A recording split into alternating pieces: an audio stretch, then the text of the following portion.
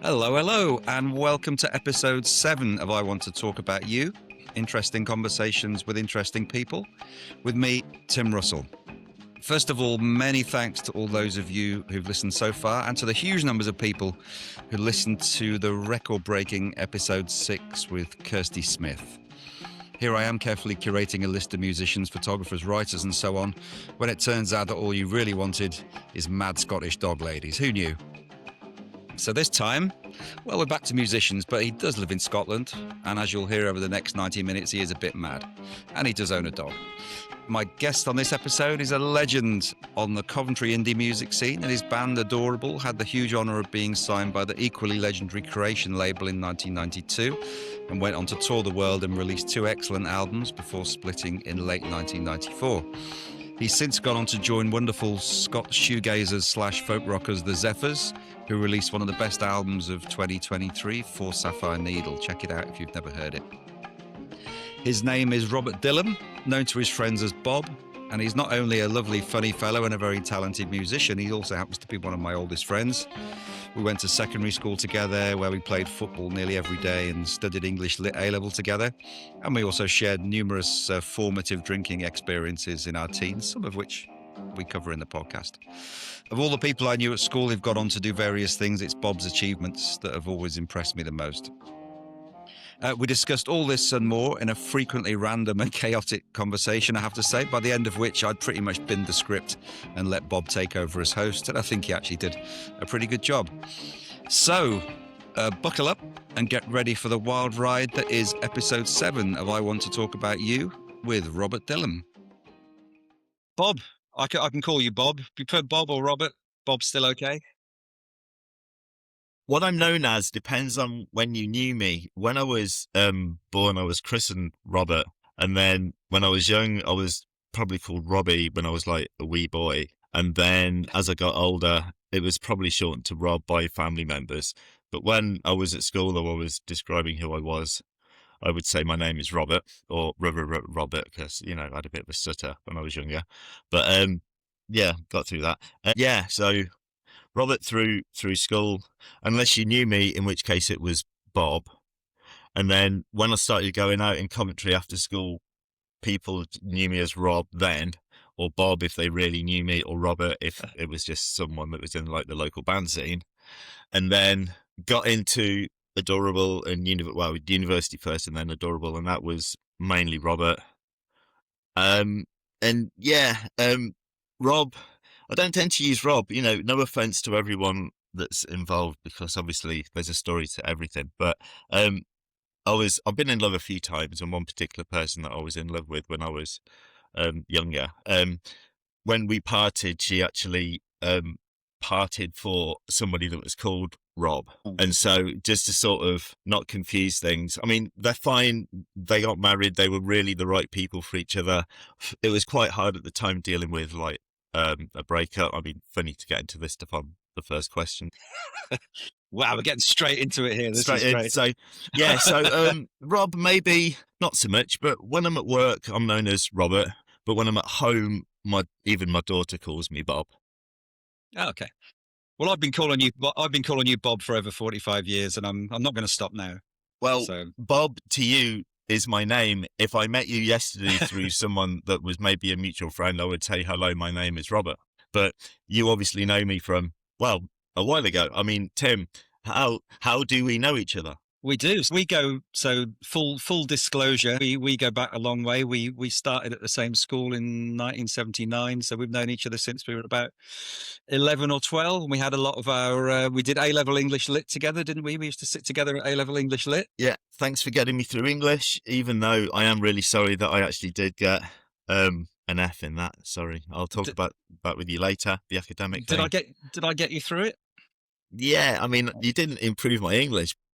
You got an F, so I obviously didn't do very well. You didn't improve my English, but you did improve my ability to sit down and actually not be completely alone in a room full of people that obviously had an ability to study that at the time I didn't have. So there you go.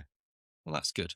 And we had a lot of our formative drinking experiences together as well, which I think we'll gloss over in this podcast? Yeah, just to set the scene, viewers, host Tim Russell used to be part of a particular crew in school that involved a collection of misfits and underdogs that are all still friends now. And, you know, we don't see each other maybe like every year or every week or every month, but when we get the chance, you know, we all keep in touch. And when we basically got access to cars when we were 17, 18, 19, people learned how to drive.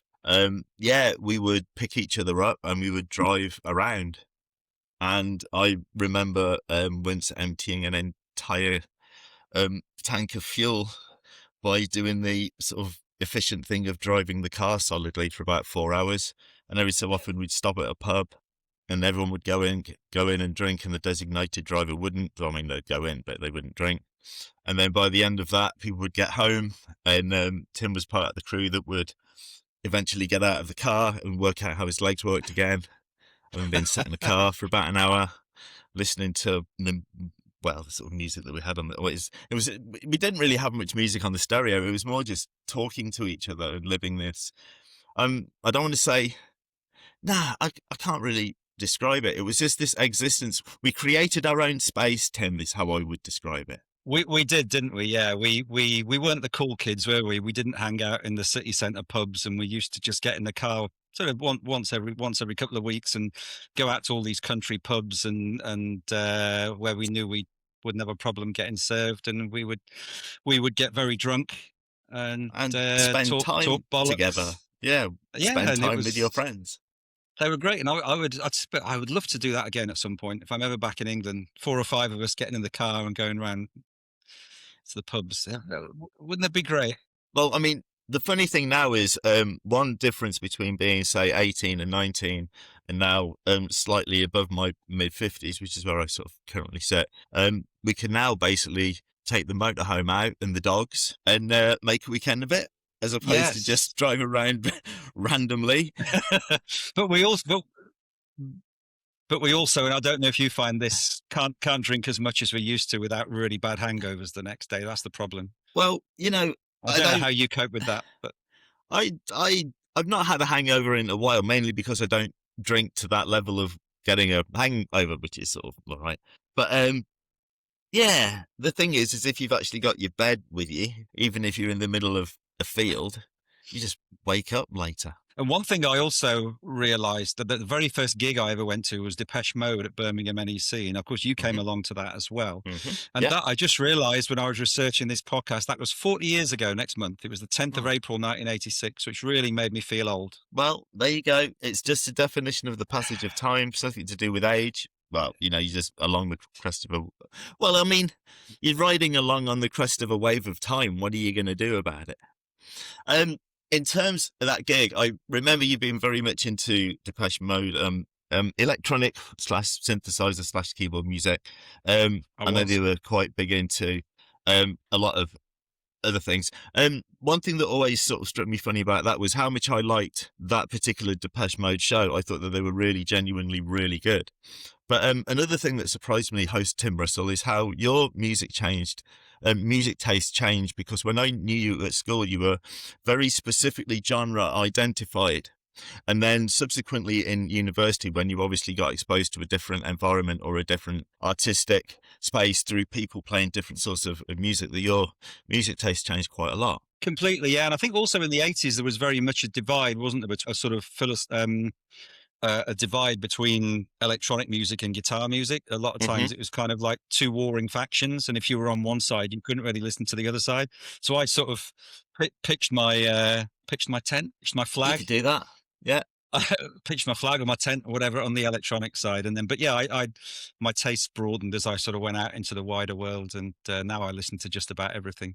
So, I mean, if we take a band like the Smiths, Tim, at school, would you say that you didn't like the Smiths, and then at some other point you decided that you actually did? I mean, what kind of changed your mind specifically with a band like the Smiths in terms of your music taste? I think there was part of me that was very much, when I was, this will sound really stupid now, especially to younger people listening, but when I was like 15, 16, 17, 15 or 16, a little bit younger maybe, I couldn't listen to anything with guitars in it. It was like, it's got to be electronic. I loved electronic music. But then I got into New Order, and of course New Order were one of the first bands who kind of straddled that line. I think it was the Perfect Kiss, that song. Yeah. And it was like they were this. I knew them as an electronic band. I knew them through Blue Monday and stuff like that. But then I started getting into them, and then of course, through them, I discovered Joy Division, which is of course mostly all guitar, and that was kind of the band that sort of opened my. It was kind of a gateway band to other things for me. That was your in. There you go. That was my in. So what about you? What about your now you were one of the kids at school who had an older brother. I always found the kids at school who had older brothers always seemed to have cooler taste in music because you'd got this kind of ready-made record collection at home.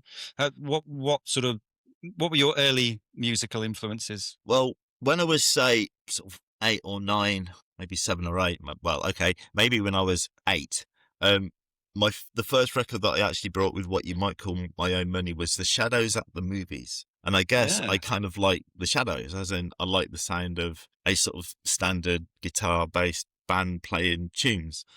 And You're looking a little bit like Hank Marvin now, actually, with those glasses. Can I say, well, actually? you know, as I get older and slightly wiser and more academic, my eyesight dims. There you go. That's pretty much why the reason why I wear glasses. Yeah, where was it? Yeah, and then music, and then going into sort of big school, the school that we both went to in Coventry.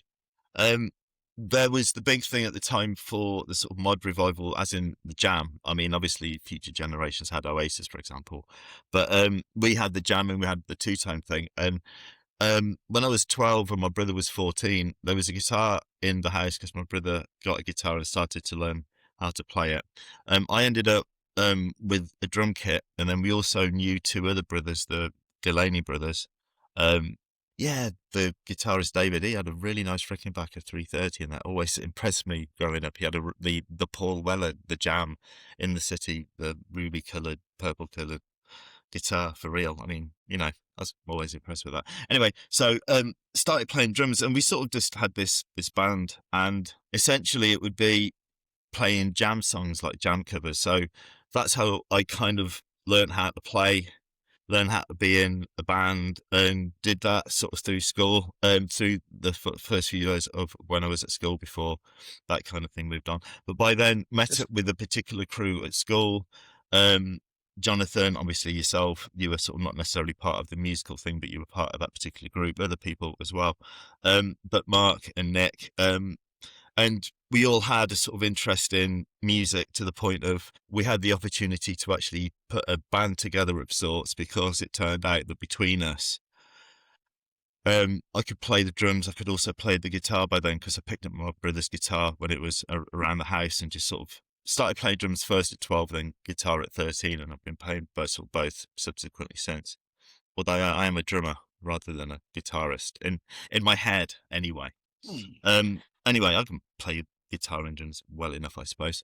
But yeah, the playing in bands thing just kept on going through school, and again we started writing our own songs per se. I mean, obviously, we were learning a lot about a lot of things, so our material was not exactly what you would call Taylor Swift, etc. But nonetheless, it's good that you remained enthusiastic about music despite the way it was taught at our school, because I have terrible memories of music lessons at school. I did 3 years of music lessons, and all I could do at the end of that was play the Smurf song on the recorder, and that was literally it, which maybe says more about my musical talents than the way it was taught at school. It seemed designed to take a subject that kids are automatically passionate about. Kids love music, especially Coventry, early 80s. You have the two-tone thing going on. There was there's the new romantic thing, there was a synth pop thing, there was the mod thing. All the kids were into various types of music. We all watched Top of the Pops, and then music lessons seemed designed to just sort of kill any interest in music that we might have had. I think what those music lessons were designed to do in hindsight is separate the people that could actually have a musical ear and actually play an instrument against those that couldn't. The point is it's teaching you how to play a musical instrument. It's teaching you to know how music is built. If you have the ability to play it or not, that's not something that you're going to learn in school. That's something that you're going to learn because when you go home, you pick up a guitar and you play it. I don't think people go home and practice recorder unless they want to play a recorder. So you're kind of working out a mass production method of. I mean, it's funny that I know this now because I teach. but the whole idea of trying to weed out a mass production method is trying to find out people's interests. So you learn a bit of geography, but you're not a geographer, but you might be. And you might end up going to university and doing geography and becoming genuinely really good at something specific, like having a niche, like, ancient history, geology or something. But I mean, through school, I don't mind the way that we were educated and all that sort of thing, because I think the people that we work with, especially as we got older, did the best that they could with what they have. But not only that, I think the people that we work with specifically, especially with you and I both doing English A level together, is, thank you very much, David Prescott and Chris Stanley and others. But obviously we have this particular scenario whereby you specifically with English, I mean, you got really into Shakespeare, and I know that you still are. I still read. I still read Shakespeare for pleasure. Yeah, and that So was put in place during those 2 years.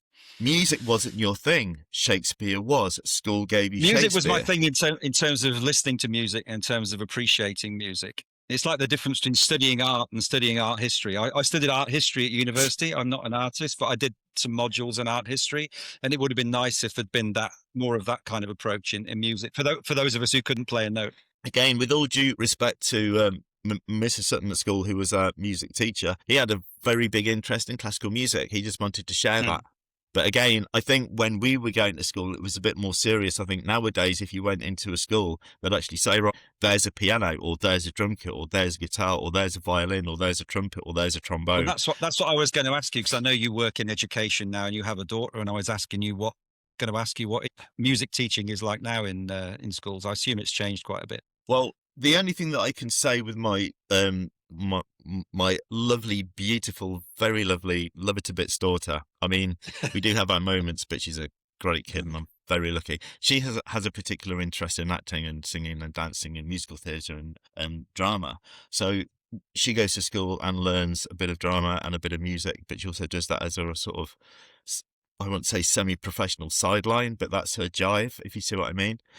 And we really encourage that, and she goes into sort of extracurricular things in school and outside of school to sort of make that creative thing work. I mean, I've always thought it was funny that she chose musical theatre, because it's the opposite of a dad. We both like music. However, musical theatre, like, Annie, it's never anything that would sort of enter into my sort of sphere of influence. But nonetheless, she's really caught the bug. Brilliant. So in terms of how she is taught, I'm going to say that it's fine, but I also think that there's a situation whereby maybe there's a bit more importance in putting music to sort of younger people or school kids in a way that they would be able to appreciate it, that maybe we didn't have access to. If you think about it, we only had one music room. Yeah. And there weren't many musical instruments in there either. You can only get 20 people playing recorders in. You couldn't get in 20 guitarists, But again, looking back on the school days, some of the other kids beat us up. They were all just a bunch of fannies. It's a shame that people like that sort of existed and we had to deal with it. I'm glad that our social group was about as far away from that as possible, because I've subsequently learned in the long run that where we were, even though it might have been problematic at the time, is where I wanted to be.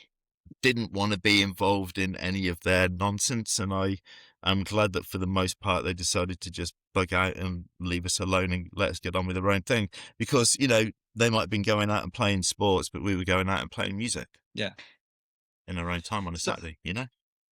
So we left school and we all went off our separate ways and to university, and eventually we kind of lost touch a little bit, as people do. And then I remember one day in about 1992, I picked up a copy of Melody Maker, and there was an article of this, as I did every week, and there was an article about this band Adorable, and I looked at it and thought, hang on a minute, I recognise that fella. That's Bob. So how did you what after you left school, how did you end up becoming a member of Adorable? What happened before leading up to your time joining the band? Well, going through school in those sorts of years, I was getting into like punk rock, like the Clash and all like bands like that. And I was also getting into bands like the Jesus and Mary Chain and the Smiths, sort of slowly but surely. Then you start learning a bit about the Cocteau Twins, and then you realise that there's this whole sort of subculture, and you've got bands like the Shop Assistants on one side, and you've got bands like, I don't know about Aztec Camera, that's a bit of a sort of jump to the other side. But you've got this sort of wide-ranging idea of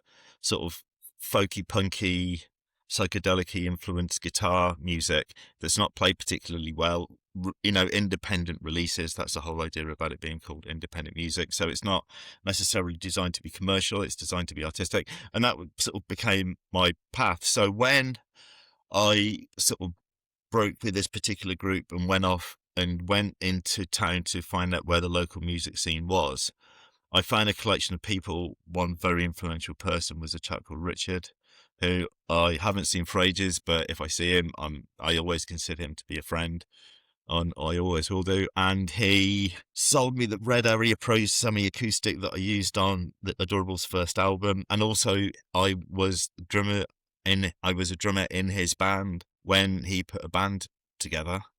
And from there, John Hardy, who we were also at school with, he was in this particular collective of people. So hello to John. He's still doing the Pristines. Went to see him recently. Yeah, and Pete Fidge from Adorable did his show in Coventry with Davey. Yeah, Pristines were playing as well, so great to see those guys.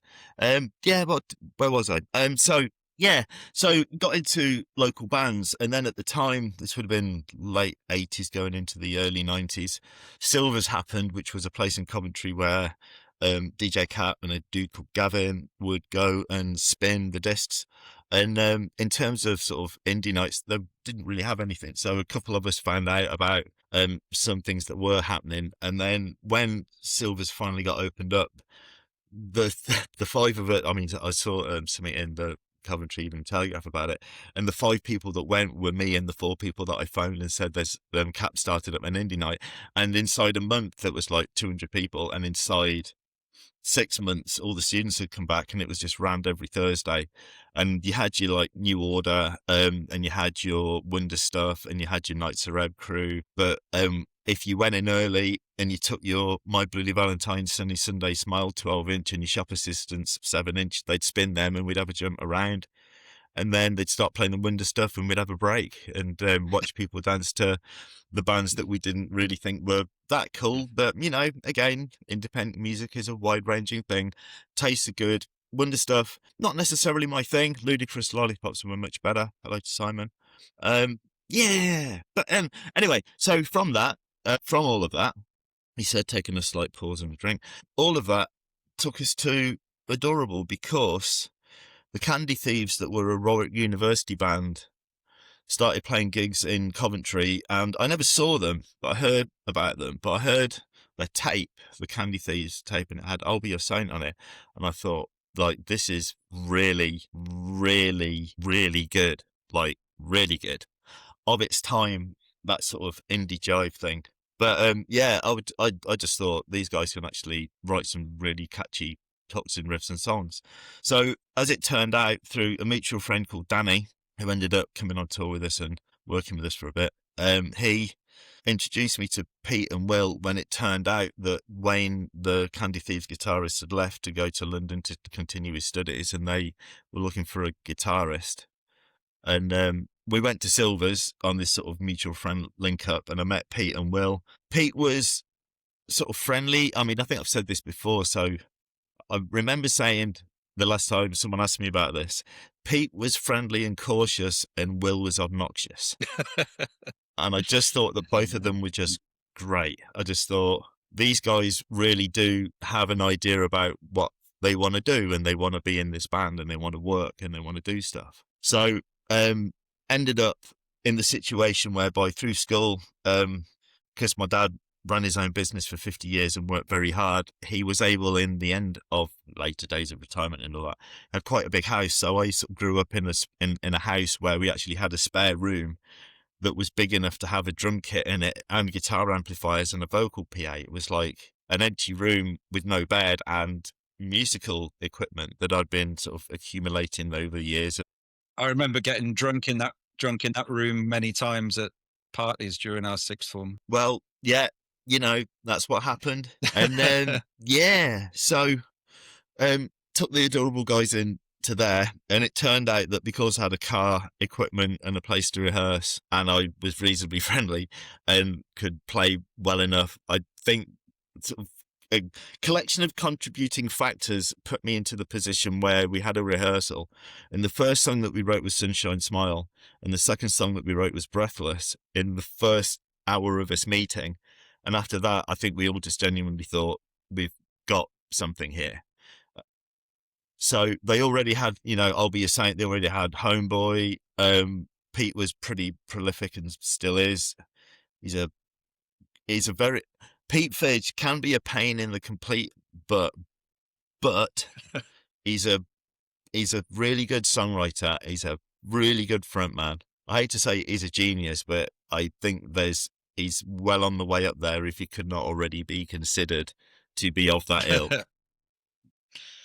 And what were your ambitions as a band at the time? Because I remember reading articles with interviews with you in the press, and we'll come on to the press in those days in a minute, but you always came across as a band who were like you had big vision, you were quite ambitious. Would that be fair to say?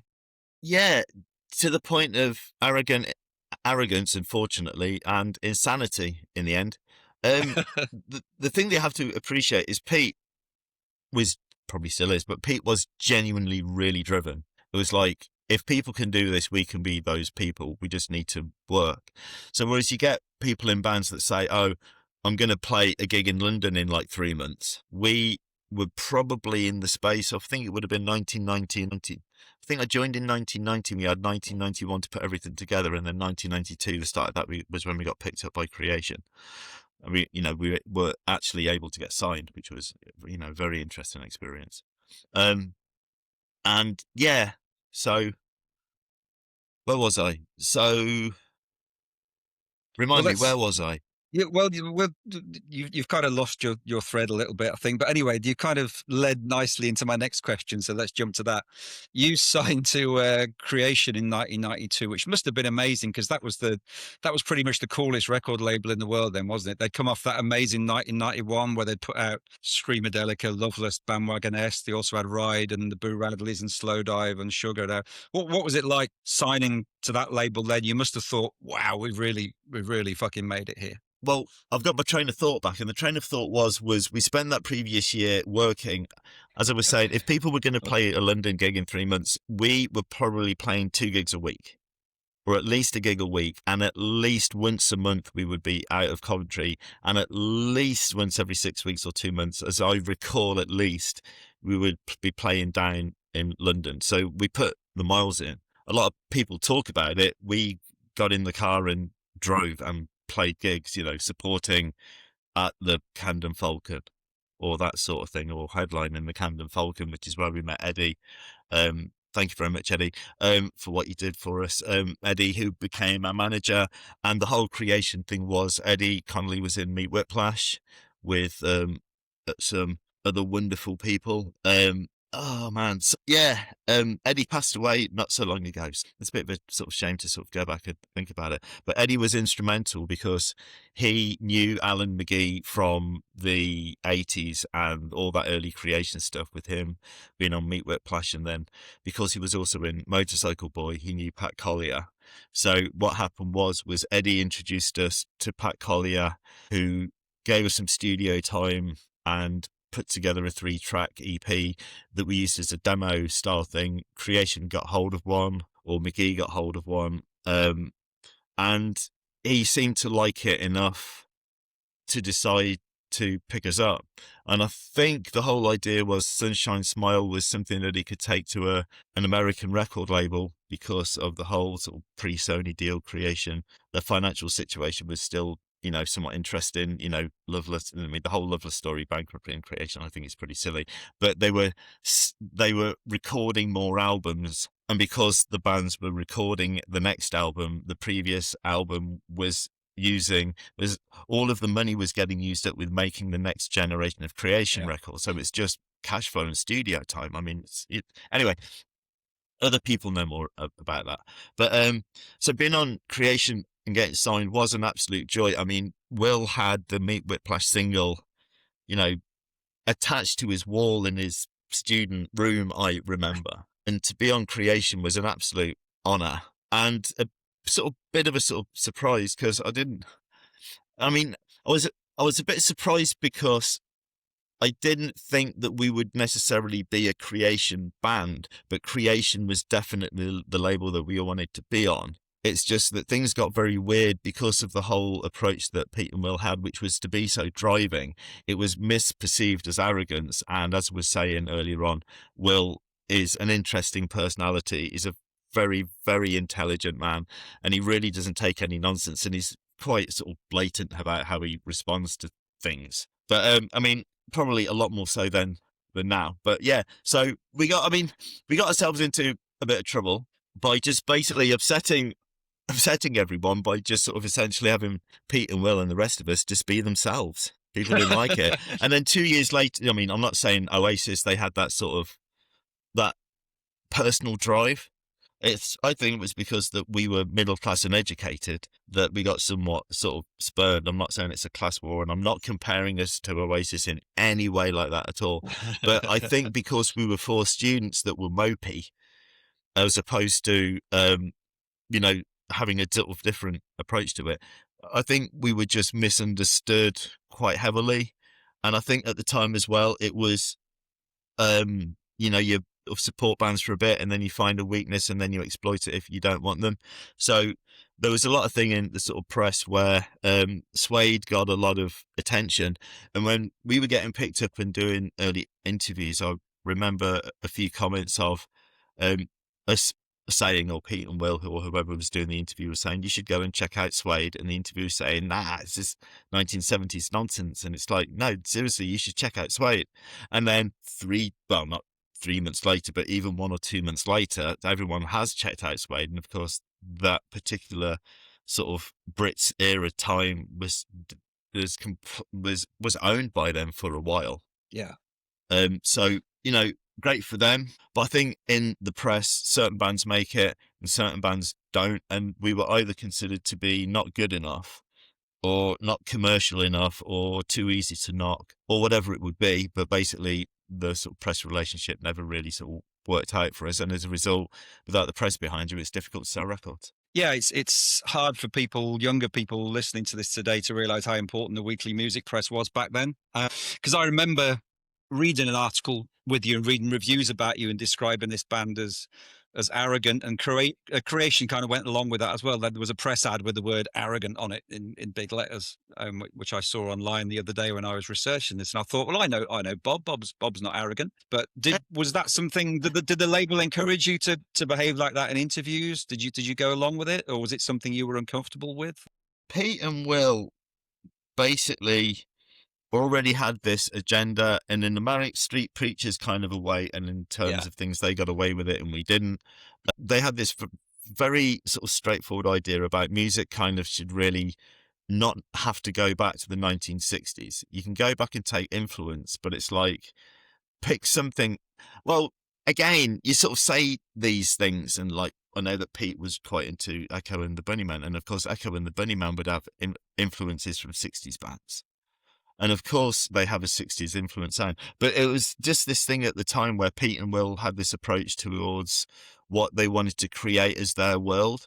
It just didn't seem to tack in with either people's understanding of what that might be, or they didn't think the music was strong enough and it didn't back up what was being said in the interviews, or the visual appearance or the sort of readable appearance of the band was different, or the media pushed it in a particular way by writing in a particular style that delivered us in a particular way. But you've just got to appreciate that the guys that fronted this band had a lot of self-belief and a lot of belief in what they were doing. If it would have gelled, it would have been brilliant. And then if it hadn't have gelled, then we would have just had the reality that we have. So the other question, of course, Tim, is would I have rather have been, say, I don't know, Boo Radley's famous or Ride famous or Teenage Fan Club famous? And I'm going to look back and say, well, it might have been nice, but it probably just would have made me more of an idiot. But the other thing that really sort of strikes me is I'm all right with where I am now, because I've sort of come to terms with it all. But if we were bigger, we would have just had further to fall. But when we did those shows again in 2019, and we had people that travelled all over the world to come and see us play. We had a chap that came over from Australia. He said, I can't stay. I've got to go and get my return flight so I can get to work on Monday. So he flew to see us Fuck. for 2 It's hours amazing. and then flew back. Someone came over from Japan. We had people from the States, from Canada. And thanks to all those people, we had a bunch of people in a minibus from Greece that drove from Greece. I mean, I hope they had great experiences, you know, with the sort of traveling. But when you have that happen, you look back and you think of, I mean, obviously it matters at the time, but the thing that's sort of been proven to me over time is adorable. You know, I remember saying this thing in the 2019 things after we did those shows, and it was, I told you we were fucking good enough. Fucking knew it. I fucking knew it. Well, the It's just first album everyone else took is time to really, realise. I mean, that first album is really good. I've been listening to it now. It's not, I agree with what you say that the music doesn't tally with the attitude that came over in the press. Not because the music's not good enough. It's just a different type of music. You know, it's, Yeah, I say that. I mean, but you must be proud of that album that you put out, 'cause it does still sound really good. I think it still sounds pretty fresh. I don't know whether you ever listen to it these days, but I listen to the music that I make, you know, Adorable, Zephyrs are the bands as well. But yeah, I'm not saying I'm my own biggest fan, but when I listen to Adorable or the Zephyrs, when I listen to the Zephyrs particularly, I am a massive fan of that band. I just happen to be in them. But with them, how quickly did you fall out with the label? Because didn't you originally want to call your album Against Creation? well, here's another thing. It's nothing to do with being Because against the record label. that's a pretty ballsy move. Or It's have I got that nothing. wrong? It's nothing to do with being against the record label, which is what people don't seem to realise. And if it is, there would be a certain amount of irony, as in McGee would love it. McGee would have loved it if we went with Adorable Against Creation. He would have thought that was great, because that's anyway. Against Creation is a reference to a book that Will was reading at the time, which is of course an academic / cultural reference that nobody would have got. But it wasn't Adorable Against Creation. It was Adorable, this is a really good collection of 2 words, Against Creation. It's just ironic and somewhat annoying that, you know, we weren't on Rough Trade. No, I'm only joking.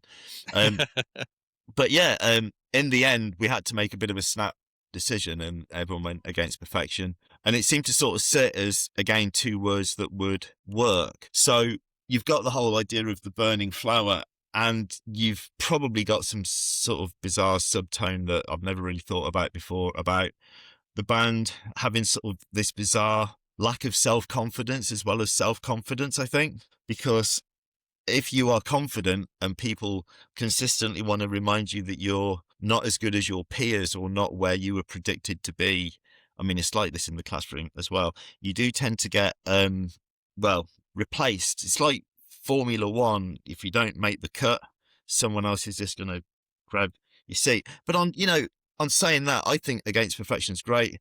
There's 1 or 2 songs that I think are there as tracks on the album. We might have been able to have done better songs, but the thing with Adorable is we were ready to go with what we had. And if someone would have said, take a year, learn the business, learn how to be interviewed, learn how to make records, we would have just gone nope, because if anyone would have given a sensible advice, we would have just ignored it anyway. Yeah, because when you're that age, you don't listen to anyone's advice, do you? Well, I still don't, but I mean, it's what my daughter does to me. So brilliant. She's completely Exactly. following in the father's footsteps. I love her very much, but being on the other side as a parent, it is a bit of a pain in the ass sometimes. But she's a great kid, as I've already said.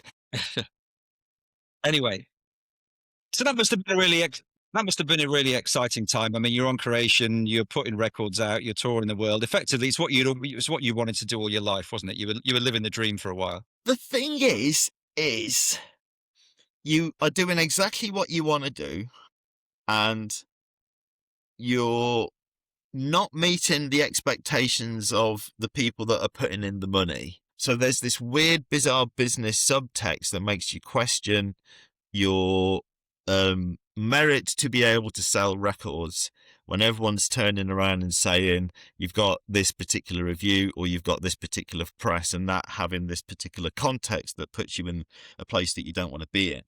And then you can't really fight your corner that much because you're determined by so many factors that are kind of out with your control. So you can only, from our perspective, enjoy what you've got. But the thing that strikes me, and I don't think people appreciate this unless they've sort of been through it, and I'm sure that Paul from Whipping Boy would say the same thing, is being on a record label is not what you think it's going to be like. Yeah. It's more like I mean, it's not like it's work, but you do have to see the appreciation of business because it's a business. And if business is good, everyone thinks you're great. And if business is not so good, everyone has a tendency to look for where business is great. So I'm not saying that we got sort of blindsided, but the record came out and I believe that it got marked down in the NME in terms of a review score by editorial decisions. That may or may not be true, so that's not even an allegation, but that's something that I think I heard at the time. So I think people weren't in a position to give us the merit that would have given us the confidence to have continued on when things started to go weird, because we did get good press for a bit, but then bad press for a bit. But all press is press, so it's all good in the end. But the thing is you don't really want people reading that you're this person or this collection of things that when you read it, it's like, I don't really think that's actually us at all. I think that's someone's perception of us. And unfortunately, that perception is what people are reading. And then you're just sitting there thinking, well, let's go make the next album. So if you listen to Against Perfection, it's like, you know, glorious. It's a up song. And then if you've got fake, you go to something like Go Easy on Her, which is like a sort of plea for, you know, being able to support artists. I mean, I don't know if you know that there's a sort of published backstory about that song. I don't know if you know about that. I don't. I was going to mention that song actually because I was going to talk about the second album actually, because by the time the second album came around, Creation had got Oasis, of course, which obviously must have changed a lot of things at the label. I remember when I met you at John's wedding in '98, you said something along the lines of, as soon as Oasis showed up, so most other bands on Creation kind of got neglected a bit and forgotten about. Would you still say that today? What happened was, and again, this is how I remember it, or I sort of perceive it, is it wasn't that Oasis came along. It was that the label, the deal that they did with us with SBK, which was sort of part of a package. I mean, Slowdive and Blur and other bands were involved in that as well, I think through McGee. Well, by the way, McGee, thanks for everything. Guy's a fucking genius. The guy is the man.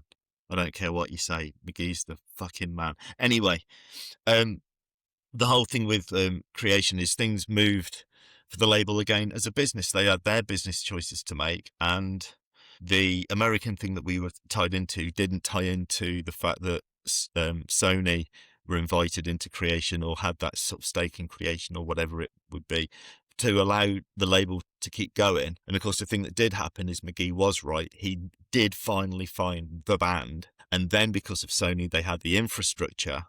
And then Oasis didn't just release records, they became a cultural phenomenon. And that is because McGee knew what the fuck he was doing. I mean, he picked us, and he probably saw certain things in us that would have sort of made him sort of click a wee bit. So he went for it, and he had a reason to do that, or else he would have passed on us and got another band or whatever it might have been. But, you know, of course he hit the nail right on the head. But the thing is with, if you've got Oasis and you've got Sony on this enthusiast / quite idealistic and very independent minded record label that were genuinely broke and genuinely made it in the certain context, you've got bands like Teenage Fan Club and Boo Radley's Primal Scream that aren't massive, could be massive, but are just in a position where you're in an okay place in terms of the business turmoil. You'll get through it because you are in that position where you are that band. So great, good for you.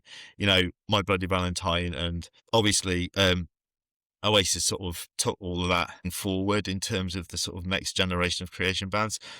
But the previous generation that included bands like us and Slowdive and Swerve Driver, and then, I mean, you look at Creation's back catalogue and you just think, genius.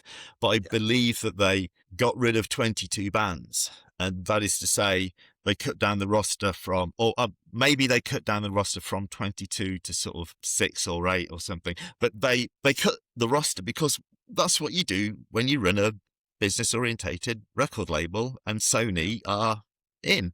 So again, I don't blame them for that. That was just a business choice. It just happened to be unfortunate that by the time that we gone through the first album and into the second album that things had sort of moved on in a certain way or deteriorated in a certain way from our relationship with creation. And then the American thing was okay. Sorry, the American thing was okay for a while, and then of course we went over and did Australia and Japan, and then went back home. But yeah, so that period of time, there was ups and there was downs. The ups were very uppy, the downs were very bad, but I can see why they've happened, and it's all to do with things that are out of your own control. Sorry, Tim, back to you. That's okay.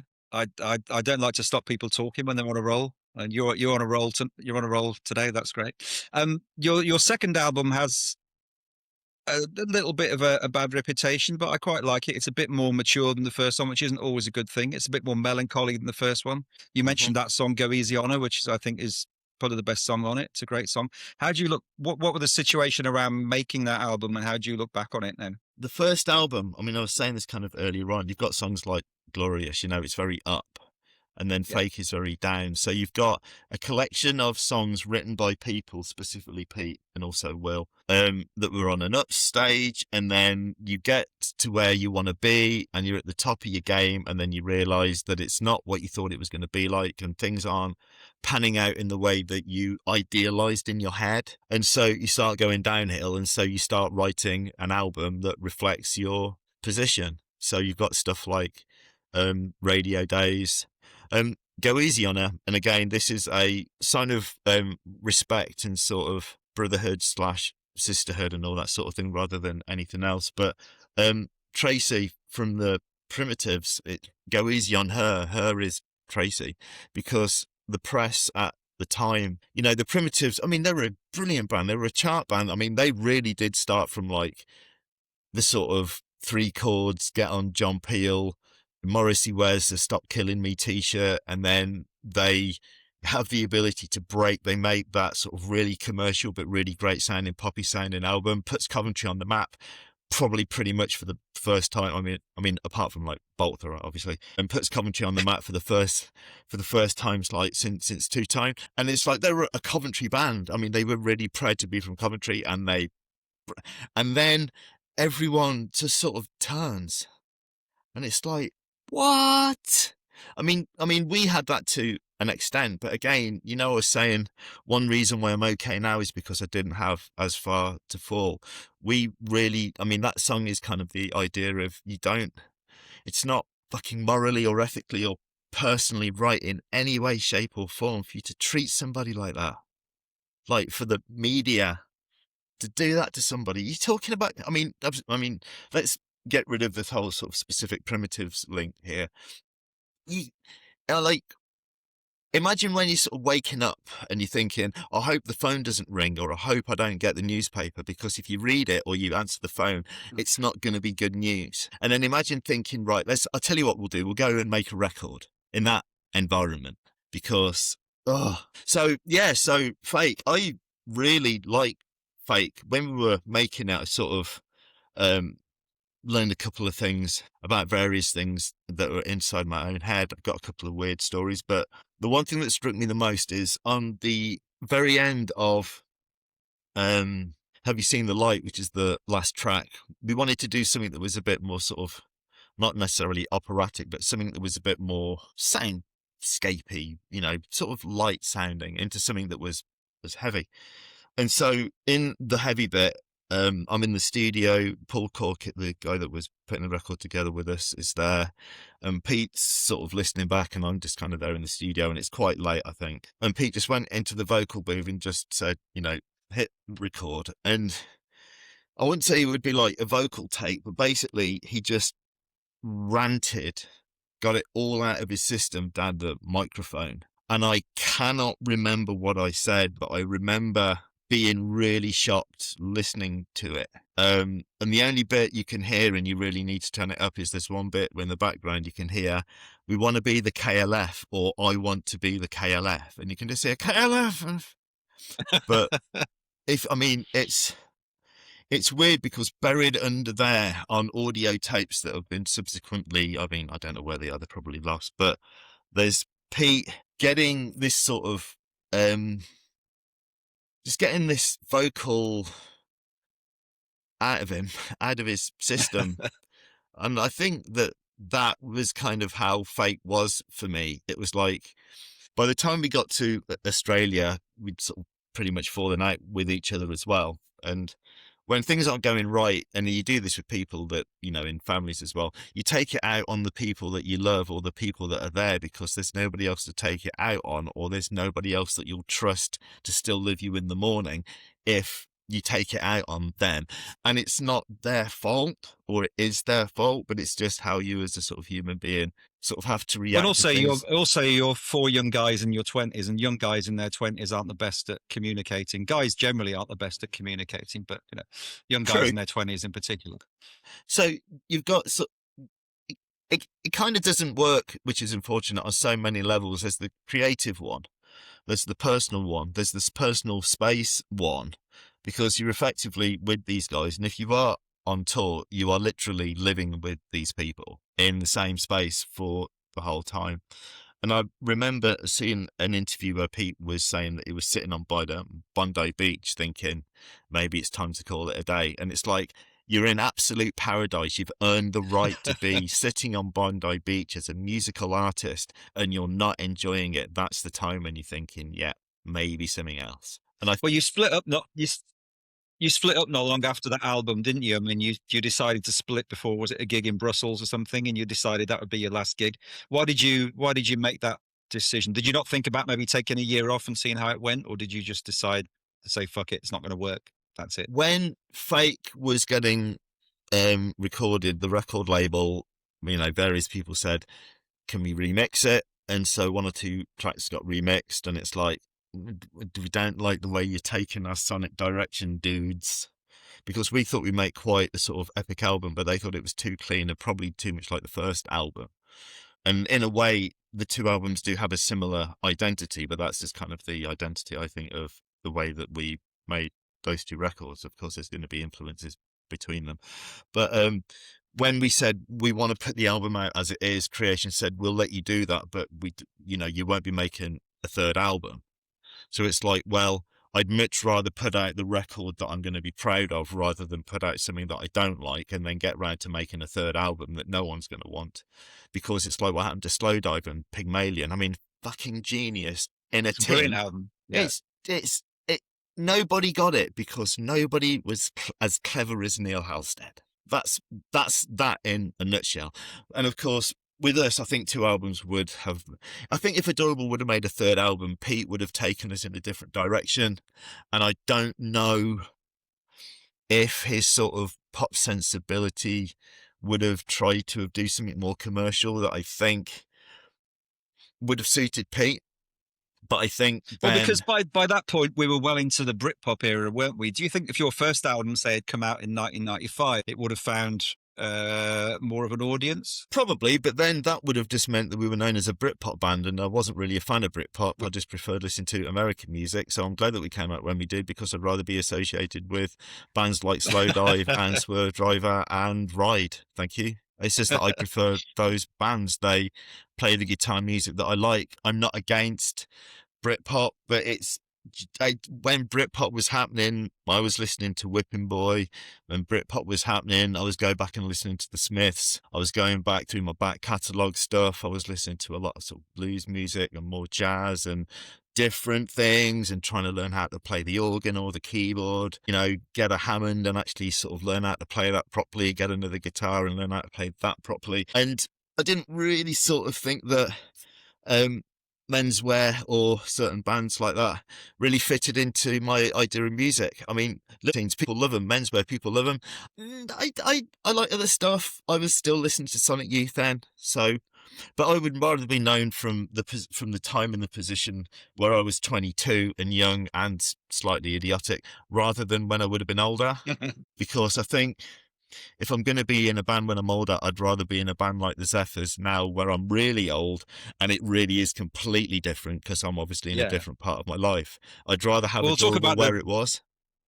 We'll talk about the Zephyrs in a bit. Let's go back to so Adorable split in 94. So 1 minute, you're on Creation, you're touring, you're releasing records. A couple of years later, You must have been thinking, okay, this is my life now. This is what I'm going to be doing. And then next minute you're back home and there's no band. How did that feel? How did that affect you personally? Well, when we actually decided to split up, the idea was we weren't going to make a third album, which means we weren't going to get another advance, which means the ability for us to pay ourselves was going to eventually stop. So give it a year. No one really thought that, because we weren't really the collective of people that wanted to spend that time together with this thing at this point in our lives, having already done it, if you see what I mean. I'm not saying that you burn yourself out, but it's like if you're going to do like Chris Hoy going around sort of training to be a track cyclist, if you're not throwing up when you finish, you're not worked hard enough. I mean, I really think that when we finished, we were finished, like mentally, physically, spiritually, creatively, maybe, who knows, different directions there. Pete went on and did Polak, so, again, can't fault that. Anyway, yeah, so the creation thing wasn't going to become long term. The money was going to dry up. So we had the ability to do a couple of European gigs where we would make enough money for us to play those shows. And then the whole idea was we were going to break even at the end. And what ironically happened is we played 2 or 3 shows. The last one was at Brussels VK Club. And then just before we went on stage, sort of standing by the side of the stage, Pete just went, right, is this the last gig? And everyone just went, yes, yes. Yes. So Pete went on stage and announced in French and English, this was adorable n'existe pas ce soir. That was it. And we went on, and I'm going to say we played a fucking blinder of a gig. I personally felt like a weight had been lifted, because you never know, if it's going to sort of be fun or not, because there's a funny kind of attention. I mean, there always was a funny kind of attention when we got on stage, because that's where the dynamic came from. And I thought that was a really, I thought that if I would have seen us play, I would have liked us as a live band. But yeah, so we played that show, and afterwards we just went out for a drink, strawberry beer in a local bar. Yeah, and everyone actually just kind of became friends again for a while, which was nice. And then got paid the last check, which covered the last tax bill. So walked in with 0 money, walked out with the experience, didn't cost me anything, still got the guitars and amplifiers, broke even at the end, not in debt, happy days. Everyone went and signed on. I went back to work, didn't particularly have a good time, but I knew that I needed to reset. So I went and grounded by doing the job that I used to do before I went to university, which was both good and bad. In the end, though, other things in my life caught up with me. The relationship I was in, that I was actually saying about at the start of the interview, happened. So I did have a bit of a sort of bad period of my life in late 90s. I remember urban hymns being around at the time, so it was that kind of time. But again, Living Boy Heartworm, that was another breakup. Yeah, Life-saving. that's a classic album. breakup album.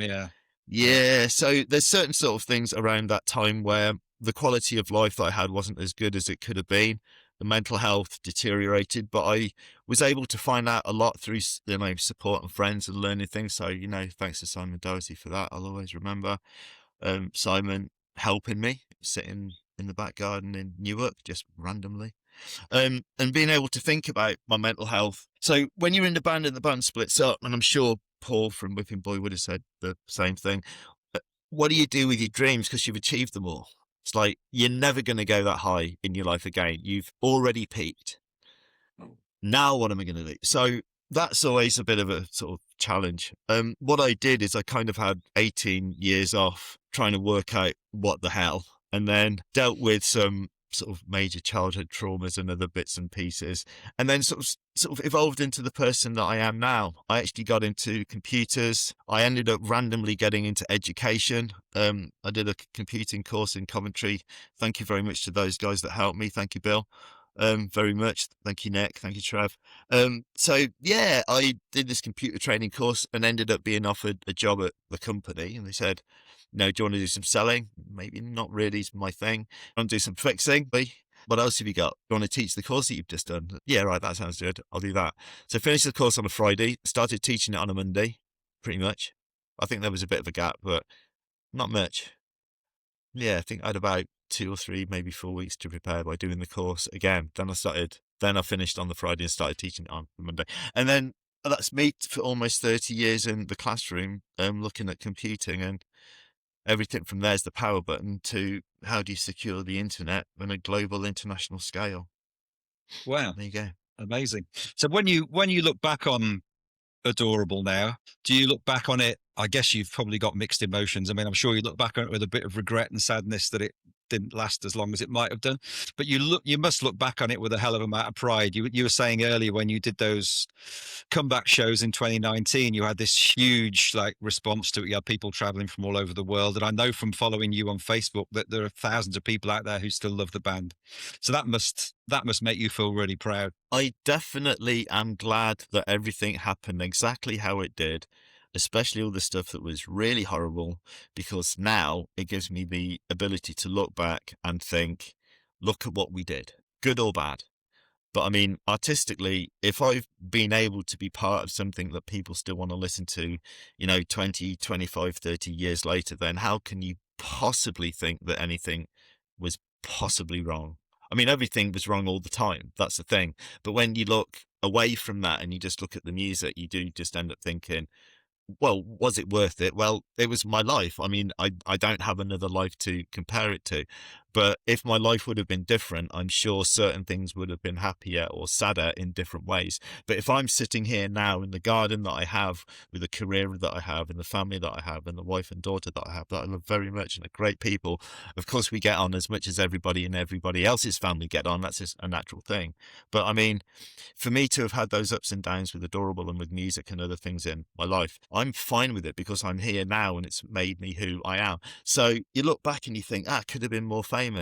Well, okay. If people want to come and fly and see us, I don't think you could be really much more famous than being able to attract a crowd, even if it was just for those 5 shows where people genuinely decided to make it a part of their life story. I mean, these guys just didn't just travel to a gig. They've created a story that they're going to be able to tell their grandkids, man, or at least I'd like to think so. So, I mean, I've got stories from Adorable, meeting people. Went to, played in Brisbane. After we played in Brisbane, a bunch of the guys went to some sort of not disco, but a techno sort of house thing. And I just went downstairs to the sort of bar and just sort of sat and had a drink. And just over on the other side of the sort of bar when I was buying a drink, there were 2 people that I recognised from being at the gig, sort of just in front of me about 5 or 6 rows back. And they sort of came over and said, you're Robert. Yes, yeah, I recognise you from the show, that kind of thing. And they said, well, can we buy you a drink? And I said, well, can I buy you a drink? Because it gives me an excuse to sit down next to you and talk to you, or else I'm just going to be sat here on my own. So I brought them a drink and we sat down, and then they were saying that they recently got married, and when they walked up the aisle that it was to fade in. Oh, wow. And it's like, we really did genuinely touch people's lives. I mean, I just Mr. and Ms. Dieterman as well from the States.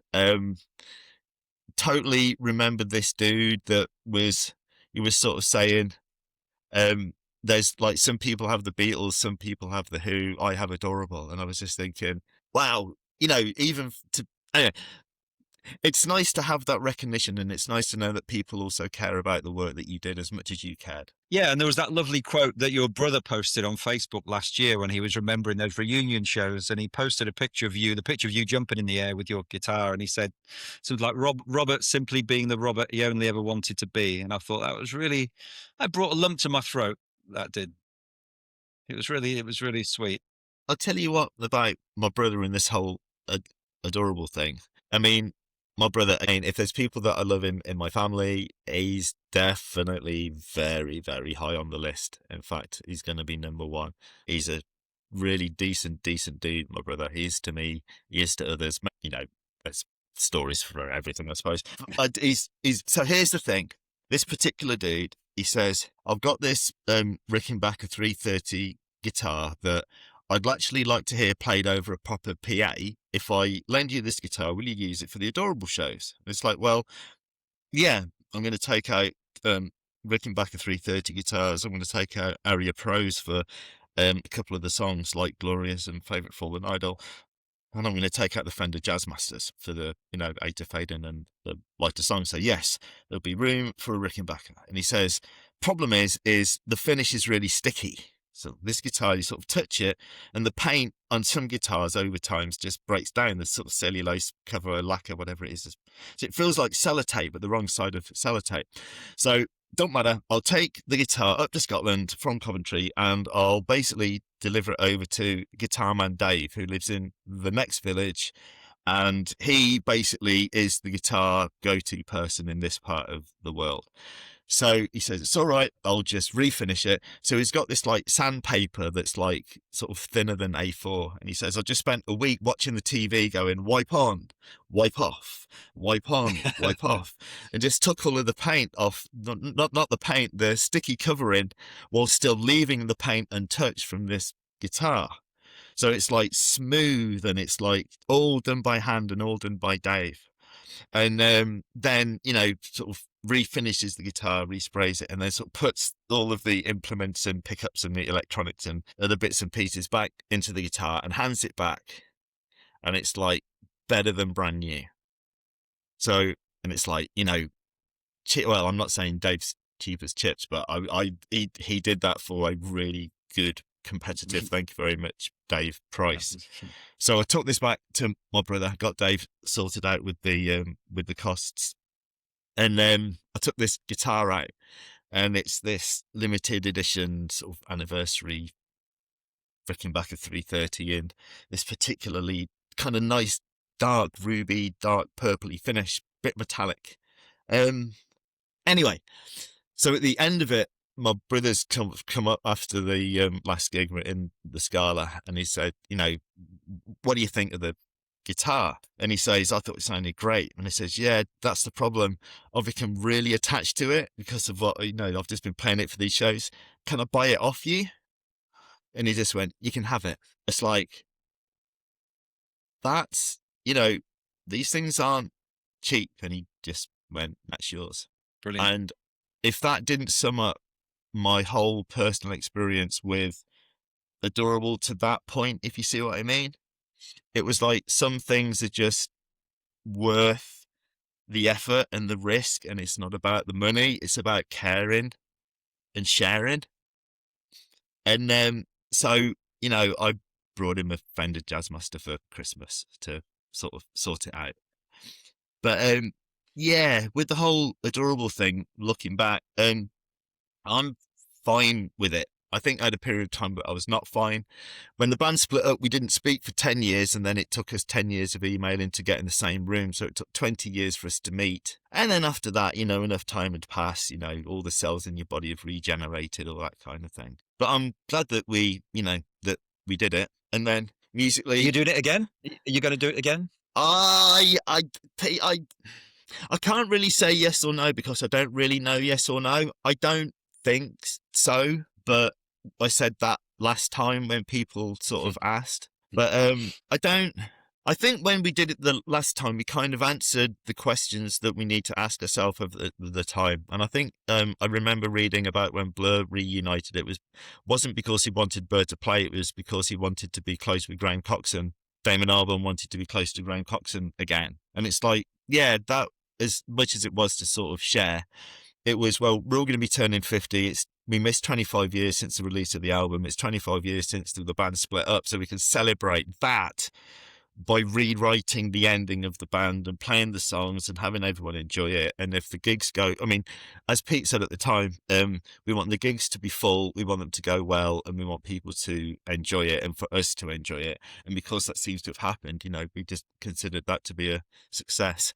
So yeah, it's just not really been, it doesn't really come up as a topic. If we talk about other things, but we still, chat. We're not completely estranged of each other. We all know where each other are, if you see what I mean.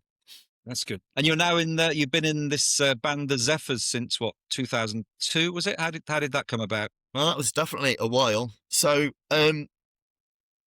the whole idea about relationship breakups, there was a particular time where, I wasn't going to be spending Christmas anywhere specific. So I got an invitation from my friend Michael from up in Scotland, who used to do live sound for Adorable. He was part of our touring crew. So hello and thank you to Michael. He basically said, we're going snowboarding. So it's like, I'm going to go up to Scotland and go snowboarding. So I went up to Scotland and went snowboarding and stayed for New Year's. And then in the end, I liked snowboarding so much that I would travel to Scotland maybe 2 or 3 weekends a month for about 4 months of the year for about 4 or 5 years, maybe less, maybe 2 or 3 years, but certainly long enough to go snowboarding in Scotland all the time in the winter. And you get to the summer and you think there's no flipping snow. And then you'd sort of realise that you're spending that much money on fuel that you might as well just actually move to Scotland because you can afford a mortgage. And then, of course, at the time, you realise that with the sort of financial situation in banks like Northern Rock, there was a period of time that was coincidentally arranged from when I was looking to get a mortgage, when it was actually quite easy to get a mortgage, probably really dicily and like badly financially. But I was able to get the mortgage, and then through the influence of people that I met through snowboarding and music up in Scotland and spending time up here, and also spending time in Coventry and sort of advancing my career, different relationships, some lovely people met, some friendships made, and some friendships that have obviously sort of moved on into different things. So yeah, there was the house fire, and then after that it was like, I think I'm going to move to Scotland, because if I was going to stay in Coventry, I would have actually bought a house by now. So I wanted to move to Scotland, so I moved to Scotland, and then I thought, right, I've actually better get myself some financial security. So eventually was able to sort of get myself into gainful employment teaching at a college up in Edinburgh, and I've been there for 20-something years, and I love it. I love the place. I love the people. Students are fantastic. Most of the time. No, they're fantastic all the time. The challenges are interesting, Tim. The challenges are interesting, but the kids are always great. Met some really interesting people, worked with some really interesting people, staff and students alike. Big shout out to people involved in where I work. If you are currently listening, thank you very much for allowing me to be part of the team. Back to you, Tim.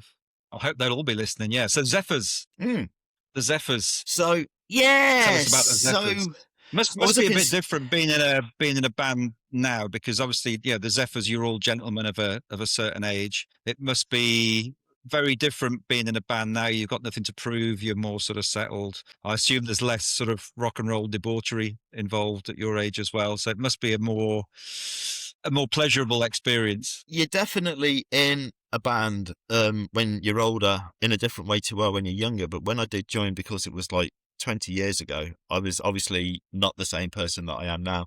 But again, one of the things that happened in terms of moving to Scotland is I was back in Coventry, and I got a phone call at 1 o'clock in the morning from Michael, again, my sound engineer, recording engineer, friend. And he went, do you want to join the Zephyrs? And I just went, yeah, I'll phone you in the morning, and put the phone down and go back to sleep.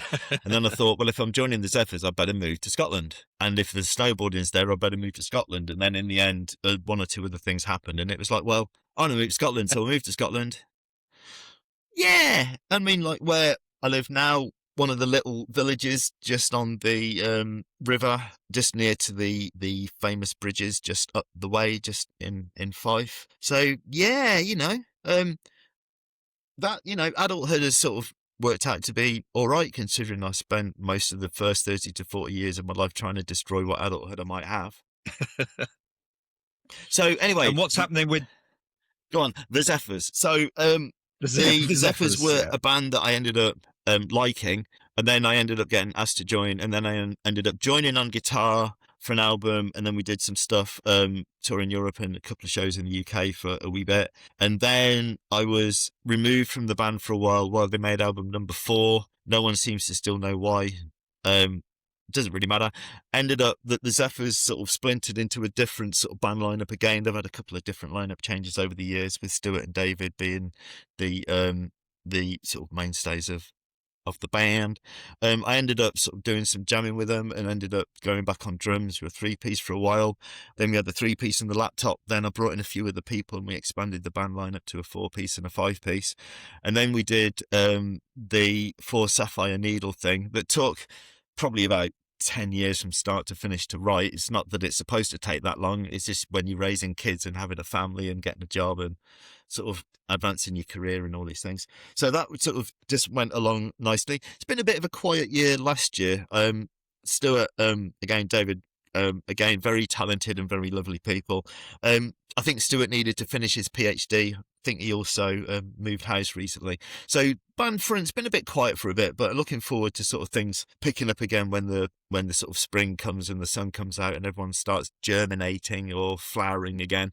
I'm sure that more music will be made.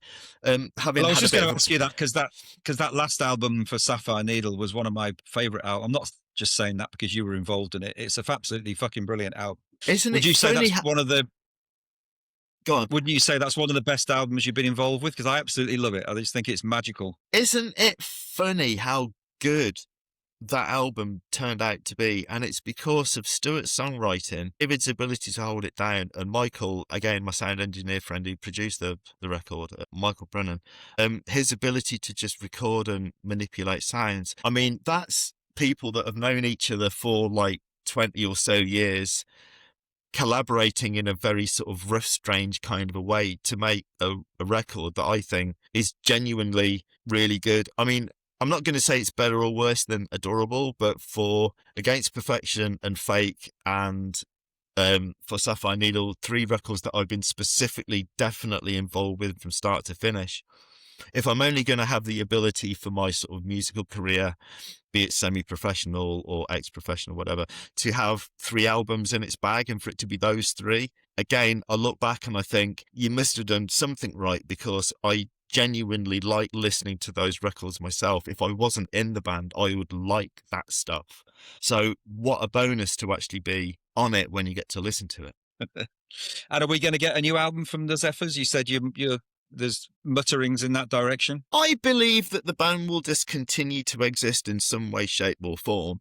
But I also believe that having done it for quite a few years without really having a break, to have had sort of 6, maybe 9 months of a sort of pause with the band this year, where we've sort of been in rough touch, but no one's actually sort of said, so are we going to rehearse?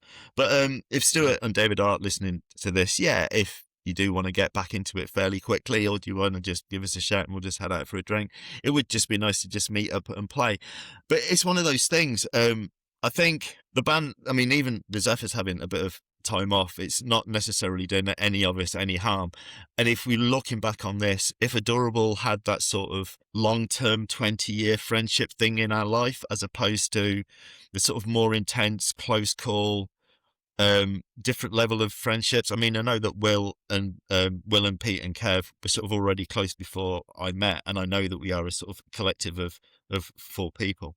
But from that perspective, because we live in sort of different parts of the world, with the sort of people that I'm working with now, it's kind of all right to have a bit of time off, because if Adorable would have done that then, we might have still have been able to continue, but I wouldn't have been able to do that then because I was too young and there was too much going on and too much change to have happen that would have been better. But now, just having a pause from the music, it's actually done me the world of good. But now I'm actually looking back to sort of getting back and playing again, to be fair. So having a couple of months off has been interesting, but I'm itching to get back into it. Excellent. Oh, it's been great chatting to you, Bob. We realised, didn't we, before we started the podcast, that the last time we spoke was in 2002 when we bumped into each other at a Cure gig. So it's the Cure and the Cure Mogwai, and the excellent Mogwai, the brilliant Mogwai. Yes, there's a Mogwai poster behind me. You see that one? Just behind me there. I think in terms of bands, not only are they one of, if not my favourite band. I'm a bit obsessive sometimes. I'm sorry to about that. Well, that gig with the poster on behind me was 11 years ago, and I still think my hearing is affected because it's one of the loudest gigs I've ever been to. I think I've seen them play about 60 times through their career.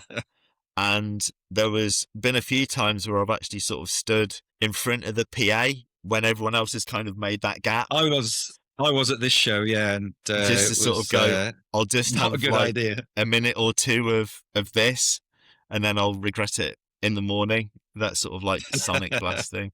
But now, excellent band. Always thought that they were geniusly creative and versatile.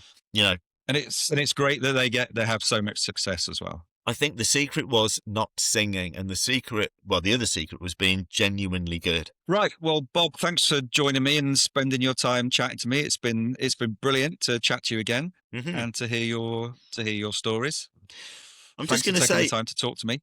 I'm just going to say, it's funny that we could have, but maybe didn't have time for a chat about the sort of neurodivergence situation. It's not that maybe we still have time. There's no limit. There's no time limit on this podcast. Of course. I just think it's interesting, and I'd just like to share this with the viewers. Sorry, listeners. But another thing that sort of Tim and I have sort of reconnected over recently is Tim's recent book, amongst other things, where he was discussing his adult ADHD diagnosis. It's made me think about my own position in terms of mental health, because I was saying earlier on in this particular discussion, I've had an interesting share of positives and negatives when it comes to mental health issues. But it's funny, Tim. I don't mind us not talking about it or talking about it. It's just I was wondering if it might have actually have just come up in the conversation, because I think it's another thing that links us back and explains kind of why we're sort of here.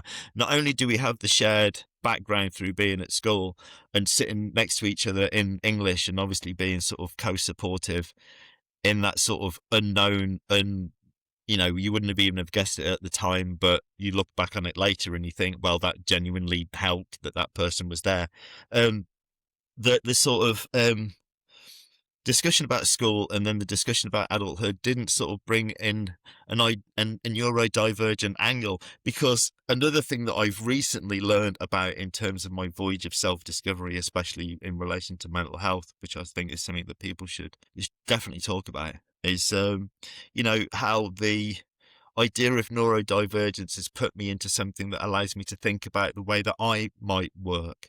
I mean, you've been diagnosed. I just think I might have certain traits, but reading your book and getting to discussions with you and others about this particular topic, I've also found particularly interesting and enlightening, if you see what I mean. Definitely, yeah. And I think once I got diagnosed, it kind of shed light going back 50 years.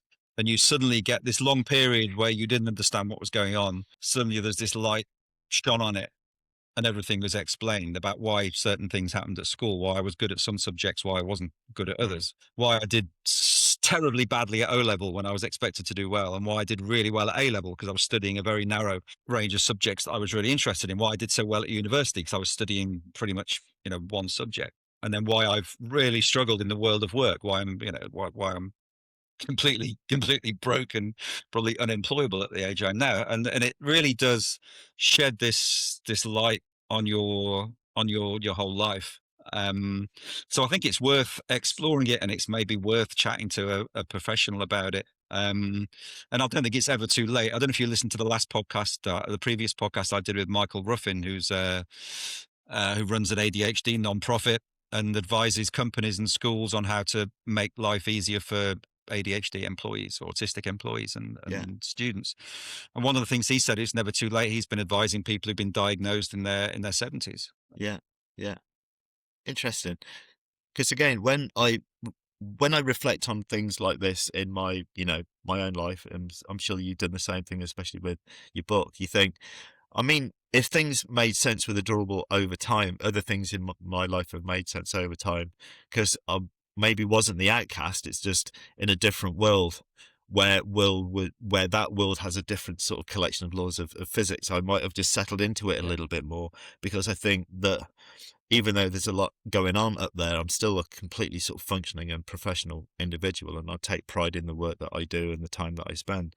But I see a lot of sort of subtle mental health or heavy duty mental health stuff with the people that I work with, like this student cohort, and I'm always thinking, it's not just about getting these people to learn, it's about getting them to be able to reflect on themselves and to actually become more self-aware. And if there are certain traits in your personality that you struggle with, like, I don't know, weight issues or sleep issues or identity in any way, shape or form, I always encourage people to try to sort of find a way to sort of talk about it, or at least get some kind of support, or appreciate that support can be there. So just to end this podcast, or to bring it to some kind of a close, it's interesting that you and I are having a different conversation now than the conversation that we would have had 40 years ago.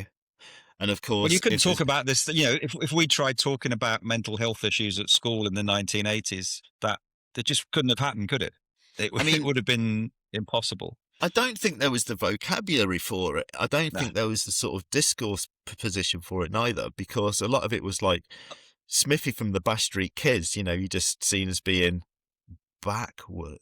And I chatted to David Prescott, our A-level English teacher, about this. Hello, David, if you're listening, Yes. and I hope you are listening. Enough but respect. He said teachers then had no idea about ADHD and autism or any other learning difficulties, especially at a school like that, because we were at a school where we were all ostensibly fairly bright kids. So it was seen that because we were bright and because we'd got into this school, therefore it was impossible for us to have any kind of learning difficulty. And the teachers were given no training to deal with kids who were any different. It was like, you're a smart kid, you're at this school, we're going to squeeze you through this kind of sausage factory, and at the end you're going to come out as someone who's going to go to university.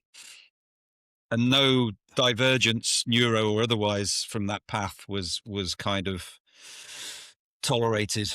I don't know about tolerated, maybe just not known. Encouraged. Yeah, there didn't seem to be anything either way. Like, it just never kind of came up on the agenda. The really difficult thing for me was that I went to a very progressive primary school, which I didn't realize at the time. It was the 70s. All the teachers were hippies, and it was this really progressive learning method where you didn't sit in a classroom and have the teacher telling you stuff which you wrote down. It was like you'd be given this topic, and then you would have to go off and research it and learn for yourself. And that was what I grew up to the age of 11 thinking education was. And because I was one of the brighter kids in the school, I was super confident. I came out of primary school. I was like, I was like ready to take on the world. And then suddenly I went to this secondary school where I wasn't the brightest kid anymore. I was kind of somewhere in the middle. Mm-hmm. And B, it was this very rigid. You sat in the classroom in these desks, which had been around since the 1800s, listening to teachers, some of whom had also been around since the 1800s, lecturing you for 40 minutes, and you wrote it down. And my brain just couldn't deal with it. Yeah. I couldn't sit still for 40 minutes, Yeah. It's funny. It's funny that we can have this conversation now about those issues. It's interesting that there's a vocabulary for it. It's one of those things where I'm actually going to say maybe it's a shame that we don't have more time. But this is Robert, and I want to talk about you with my guest Tim Russell. We're talking about ADHD related Thanks for inviting me, Bob. It's been that's okay. You can take over as host. I'll just sit here and you can ask me you're questions. Fine. You're fine. I'll tell you what. Well, go on. Okay. No, go on. It's been really interesting to sort of take the time out to talk to you, but from the perspective of the listeners, I guess if people are sort of getting into this, you've either heard about one of Tim's other podcasts, or maybe you like some of the music that I've been involved with, or maybe you just know me and you found out that this is out of there. But just to acknowledge certain things, it's been interesting being able to take a bit of a journey. And the funny thing is having thought about sort of other issues alongside the sort of music and sort of what got me to Scotland and things like that, there are another collection of entirely different topics that we could go down.